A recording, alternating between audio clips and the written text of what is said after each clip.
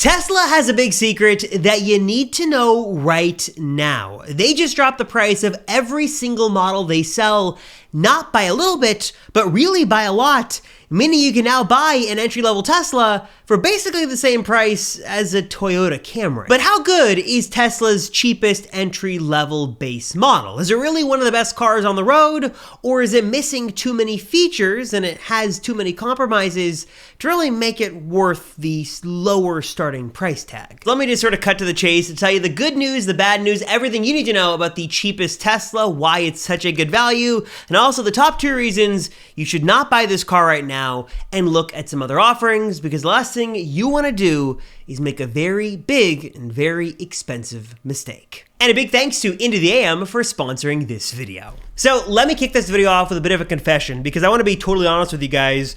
I actually filmed this video a couple of weeks ago as sort of a 3-month review of owning the cheapest Tesla, the rear-wheel drive Model 3. I was going to go over the good stuff, the bad stuff, and all that's still valid, and I'll get to more on that in a moment. But really, the entire thesis of this video, the dynamic of it really changes because of Tesla's really big news, and that's this. In case you missed sort of the breaking news, Tesla just announced some major price cuts. They dropped the price across the board on every single model significantly here, and now all Tesla cars are way more compelling and way more competitively priced than they have ever been before, at least in the last couple of years. Specifically here on the Model 3 and Model Y, we saw a $3,000 discount on the standard base rear-wheel drive Model 3, a nearly $10,000 discount on the Model 3 Performance, and then on the Model Y, things just go bonkers here. We're seeing, what is this? A nearly $13,000-ish discount on the Model Y long range, and the Model Y Performance drops from nearly $70,000 to about $57,000. Some huge discounts here, obviously some discounts on the Model S and Model X as well,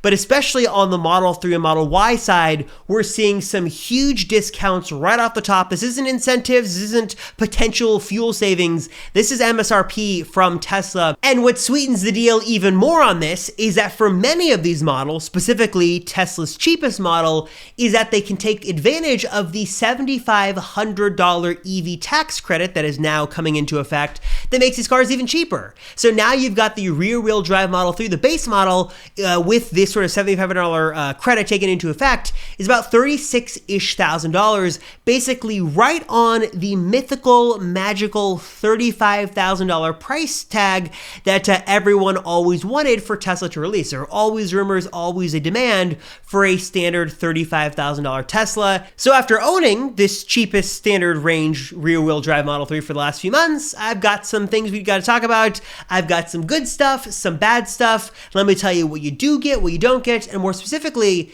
let me tell you the top 2 reasons, as good as this car is, that you should not consider buying it.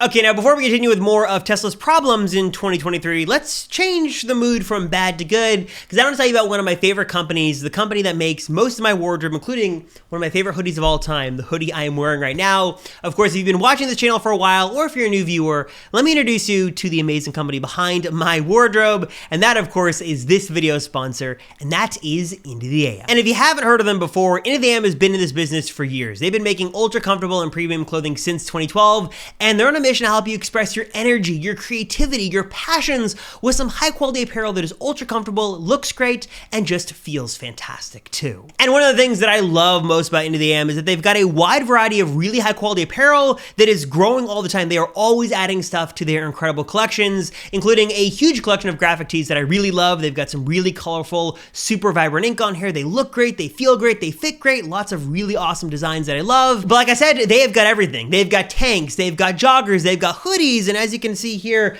in the colder seasons of Southern California, which is very rare, I love this Into the AM hoodie. I love the way it fits. I love the way it feels. I think it has a really nice presence, especially when I'm doing YouTube videos like this. Basically, can't go wrong with this in any occasion. I love Into the AM apparel. Always looks great, always feels great, and is just super, super comfortable. And not only is Into the AM making some really great stuff, but of course, they've got some great deals going on right now as well that you need to know about. Like you can get 3 graphic tees for just $60 and 3 basic tees, love their basic tees, for just 50 bucks. So if you guys want to learn more and check out all the awesome apparel that IntoTheAM has to offer today, hit the link right down below in the description and go through my special link that is intotheam.com/Robert10 and use my special coupon code Robert10 at checkout to get 10% off your order site-wide. So if you want to get some awesome apparel, sort of start the new year out right with a whole new wardrobe and also save some money in the process, can't go wrong with that, then definitely hit my special link down below and take advantage of my special savings. Again, that link is intotheam.com/Robert10, link down below in the description. And again, my special code is Robert10. Use that at checkout to get 10% off your order site-wide. So right off the bat, the first thing I think we need to talk about, and one of the questions I want to answer is, what is the rear-wheel drive Model 3? What makes this car cheaper? And for that cheaper price, what are you missing out on here that you'd get in the long range or performance Tesla? That's a question I see all the time. On the outside here, you wouldn't know this was a standard range model because you can get these smaller wheels on other models. So this is the sort of the stock 19-inch aero wheel kit. That's what you're gonna get on here. 18, 19, I'm gonna have the correct verbiage on screen. These are the sort of the stock, I believe they're 18-inch aero wheels with the covers that do come off. This is the black paint, which as of recording is an extra offering for $1,500, which I can get more to in a second. Really, the only thing you're going to notice about this car, and the real way you're going to tell that this is not a long-range model of performance, is the lack of a badge in the back. Right here is where you'd see a dual motor badge, and if it was a long range, it'd say dual motor, and if it was a performance, it'd have an underline under it, sort of signaling that it was a dual motor with the performance package, making a performance. So without that badge, that's how you know this is a standard range model. But besides that, you couldn't tell, because you're gonna get the same paint color options, you're gonna get the same interior options, same wheels for the most part, not gonna get the performance wheels here, but same 18 or 19-inch wheels on both the standard range and the long range offering. Same paint like I mentioned, all that's the same full self-driving, all that's the same. Really, you're getting so much of the same DNA from the higher end Teslas, but you're only missing a couple of things. So you're not gonna get obviously the badging here. This is an LFP based battery, which can be safely charged to 100%. So if you do want sort of the charge to 100% often, you can do that here with this LFP battery. Is gonna be a little bit heavier. It's gonna be a little bit slower of a car. I think it's 5.8 seconds, 0 to 60. If I'm wrong on that, I'll have it on screen. And then 272-ish miles of range, which is really, really good in this car. Tesla's other cheaper offering a while ago, the Standard Range Plus, when I got it, was only 240 miles of range. So 272 in this Standard Range model, which is very, very good. And that's what you're gonna see on the outside. Inside though, a couple of differences worth mentioning. And let me hop in quickly and show you what you won't get, on the cheapest Tesla model, the rear wheel drive. Okay, so hopping in on the inside, what don't you get with this car? Because if you look in here, just sort of on first glance, you notice, well, this looks like any other Tesla. You've got the big screen here, the 15-inch touchscreen. You've got the nice center console. You've got the wheel. Everything looks the same. What don't you get in the cheapest car? Well, the big one that really upsets me, I'm going to keep talking about it until Tesla fixes it, is the floor mats. For a $47,000 car at retail price, you don't get a floor mat in this car. You don't get it in the front, you don't get it in the back, you don't get it anywhere else. There is no kind of protective covering. These are aftermarket ones that I have installed here, but you don't get anything, which is kind of annoying. And all you get is the sort of, there's a flaming hot Cheeto. All you get is the just sort of regular material underneath, which is sort of annoying on that front. So no floor mats, which is annoying. You also are going to get a subpar sound system. This is the partial premium sound system. I don't know if it says it anywhere here. I don't think it says. But this is the partial premium sound system, not the full premium sound system, which means you don't have a subwoofer or amplifier. So the sound, while it doesn't sound bad, doesn't sound as rich as the full premium sound system. It's very front heavy, as the speakers are really coming out, the sound really from these front speakers here. No subwoofer, so not a lot of bass. Some sort of bass, but really not a real bass, and then also just not as immersive. So this immersive sound slider really doesn't do anything, because you're really not going to get immersive sound because you're missing all those speakers. Really missing these speakers here really don't work, and other speakers in the back just aren't going to work because you have a partial premium sound system.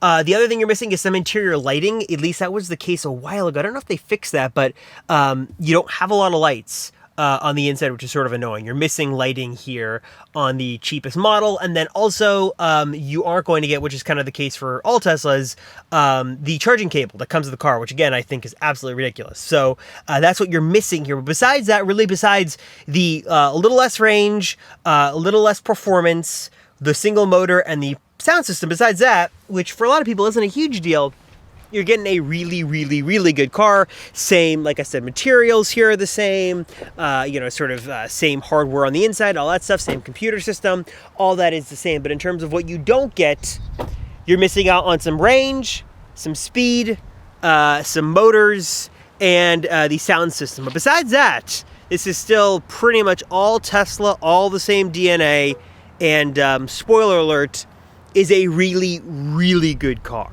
Okay, so after 3 months of driving this car, after owning a Standard Range Plus Model 3 before and also owning a Long Range Model Y, what are my thoughts on this car? I guess I can just say this very shortly, spoiler alert, this is a really, really good car, and it is going to be even better now thanks to those EV tax incentives in the US, making this, around, if not sub $40,000, is a really, really compelling offering. The big thing for me is just the fit and finish here is worlds better than my 2019 Standard Range Plus, and even my 2022 Model Y that's more expensive. This car is almost better in many different ways, specifically, like I mentioned, build quality. So the fit and finish here is really good. I haven't had any issues with panel gaps or misalignment or missing trim or anything like that. Everything around the car is just built really well. No squeaks, no rattles, no issues.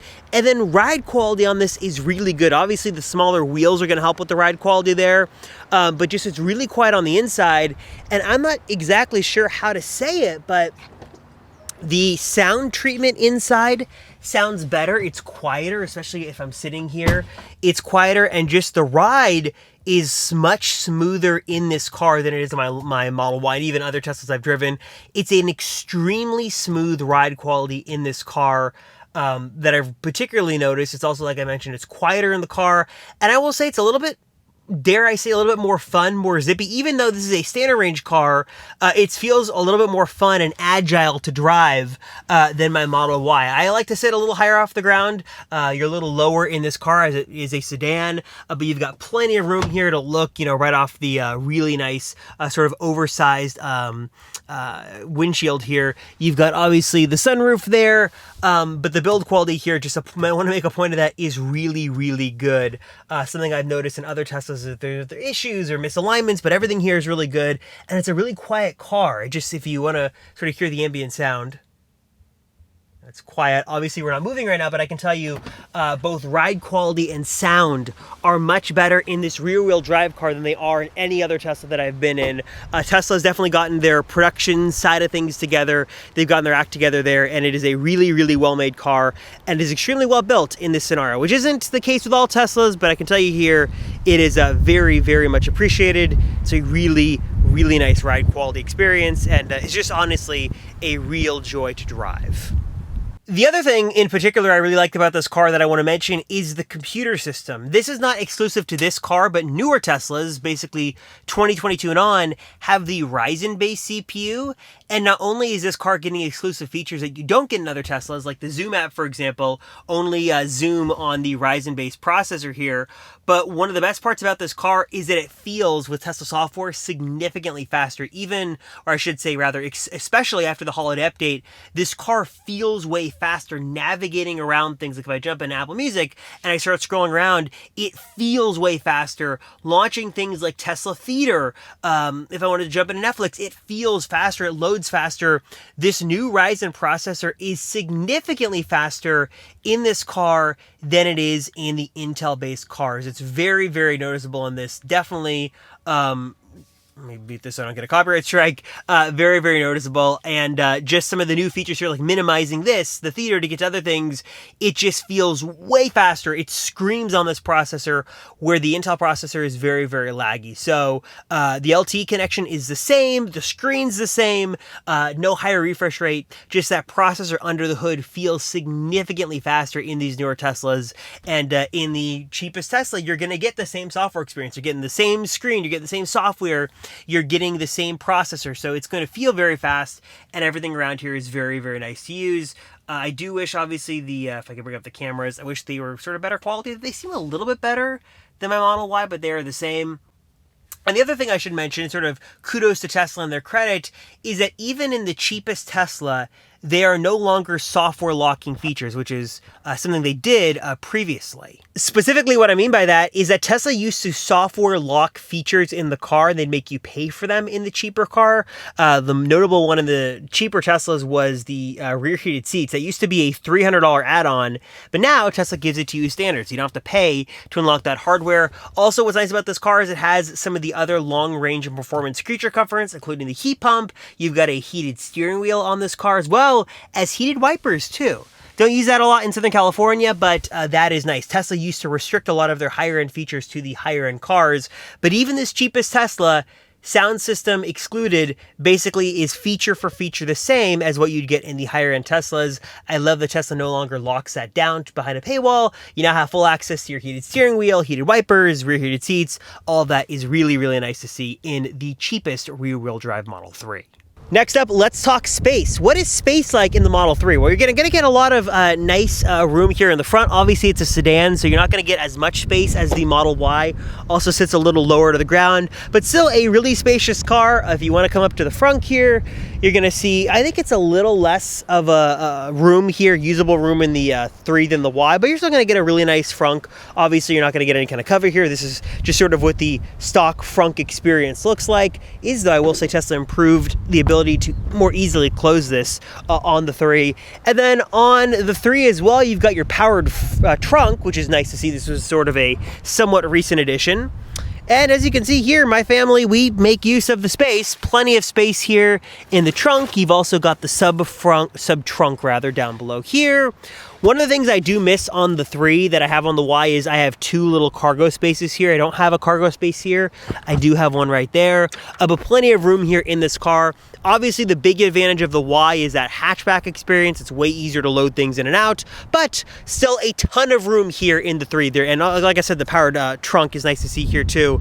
Obviously, it's not going to be as big as a minivan or a Model Y or Model X, but plenty of room here to comfortably fit adults or kids in the Model 3, especially if it's you and a passenger to the front. It's going to be a really nice experience. Plenty of room here to haul things back. And for anyone who has kids, if you're thinking about it, car seat here, as you can see, we're living with this 3. If you wanted any proofs in the pudding, here you go. Car seat here is not a problem. Plenty of room here for somebody to sit back here with a baby, and plenty of room here for toys and pacifiers and things to fall, as they seem to do. It is all good here on the Model 3 here. So plenty of room here for that. And like I said, build quality here is really, really nice. And it's a very comfortable driving experience here, no matter who is in the car.